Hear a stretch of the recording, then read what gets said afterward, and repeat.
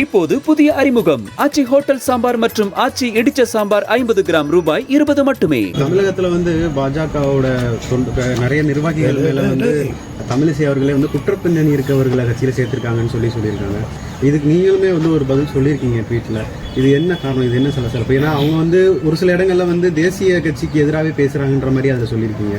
Sir, இது தேசிய கட்சின்னு இல்லை. அதாவது இப்போ நான் அதற்கு பதில் சொல்வதுமே என் கட்சி கட்டுப்பாட்டை மீடுவதாக அர்த்தம்ங்கிற மாதிரி அதை ஒரு மாண்பை ஒரு முன்னாள் மாநில தலைவர் அவர்கள் கொஞ்சம் காப்பாற்ற வேண்டும். பொது ஊடகங்களுக்கு போகும்போது இந்த மாதிரியான விஷயங்களை பேச வேணாமே. அப்படி ஒருவேளை அவங்க இருக்குன்னு சொன்னால் கூட அதற்கு சொல்வதற்குன்னு ஒரு இடம் இருக்குது.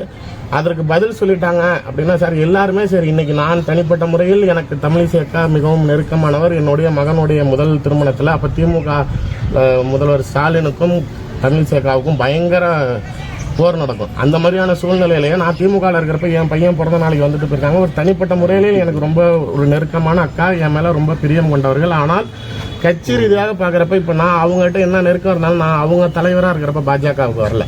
நான் அண்ணன் அண்ணாமலை அவர்களை ஈர்த்து வந்தேன். அவர் தான் தலைவருங்கிறப்ப யார் தலைவரோ அவருக்கு ஒரு உடன்பாடு, ஒரு பிரியம், கட்டுப்பாடுங்கிறது இருக்கணும். இப்போ ஒரு எடுத்துக்காட்டுக்கு சொல்லணும்னா திமுகவினர் நாளைக்கு கழுத்தில் ஒரு ஆட்டுக்கு எங்கள் தலைவரோட படத்தை போட்டு நாளைக்கு அருவாள் வச்சு வெட்டுறாங்க. காவல்துறை நடவடிக்கை எடுக்கலங்கிறத மீறி தமிழிசை அக்கா அதுக்கு எங்கேயாவது பத்திரிகையாளர்கள் முன்னாடி கண்டனம் தெரிவித்தாங்களா? அவங்கள பரட்டன்னு சொன்னது கோபம் வருது. ஆனால் ஒரு மாநில தலைவர் போட்டோ கழுத்தை போட்டு நாளைக்கு அதே திமுக காரன் திட்டினதுக்கு கண்டனம் தெரிவித்தாங்களா? அப்போ அது மாதிரி நீங்கள் கட்சி கட்டுப்பட்டு இருக்கிறதுங்கிறத மீறி மாநில தலைவருங்கிற முறையில் நீங்கள் நாளைக்கு பத்திரிகையாளர்களை சந்திக்கிறப்ப அதுக்கு ஏன் கண்டனம் தெரிவிக்கல? அதெல்லாம் பேசாதவங்க இதை ஏன் பேசணும்? அப்படி பேசணும்னாலும் ஒரு முன்னாள் மாநில தலைவர் கட்டுப்பாடோட அதை கட்சி தலைமைக்கு தெரியப்படுத்துங்க. எங்களுடைய காலகட்டத்தில் உண்மையிலே அவர் ஒரு போலீஸ் ஆஃபீஸராக குற்ற பின்னணி இருப்பவர்களை எந்த சூழ்நிலையிலும் யாரையுமே அதை நான் சவால் விட்டு கூட சொல்கிறேன். இதை நாளைக்கு ஒரு வேளை தமிழிசைக்கு அப்ரூவ் பண்ணிட்டாங்கன்னா நாளைக்கு நான் பாஜக விட்டு போயிடுறேன்.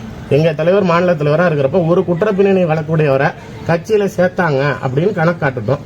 அந்த மாதிரி எதுவும் நடக்கலை. அது நடந்ததுங்கிறது முன்னாள் மாநில தலைவர்கள் இருந்த சூழ்நிலையில தான். அதுக்கு சம்பந்தம் இல்லாமல் எங்கள் தலைவரை குறை சொல்வதை என்னால் ஏற்றுக்க முடியாது. அதுக்கு உண்டான பதிவை நான் பதிவிட்டிருக்கேன். பாஜகவுடைய மாநில தலைவராக தமிழிசை வரப்போவதாக வந்த ஒரு தகவல், அதனால தான் இந்த வார்த்தை போறா சார். சார், 2027 வரைக்கும் அண்ணன் அண்ணாமலை அவர்கள் தான் மாநில தலைவராக தொடருவார். 26 நான் முதல் நாள் சொல்ல ஆரம்பிச்சேன்னா அதே தான் இப்பயும் சொல்றேன். 2026 தமிழ்நாட்டின் முதலமைச்சராக அவர் தான் வருவார். அது வரைக்கும் எந்த மாநில தலைவருக்கு வாய்ப்பும் கிடையாது. முதலமைச்சர் சேருக்கு இங்க வேகன்சியும் கிடையாது. அவர் தான் ஃபில்அப் பண்ண போறார். இப்போது புதிய அறிமுகம் ஆச்சி ஹோட்டல் சாம்பார் மற்றும் ஆச்சி இடிச்ச சாம்பார் 50 கிராம் ரூபாய் 20 மட்டுமே.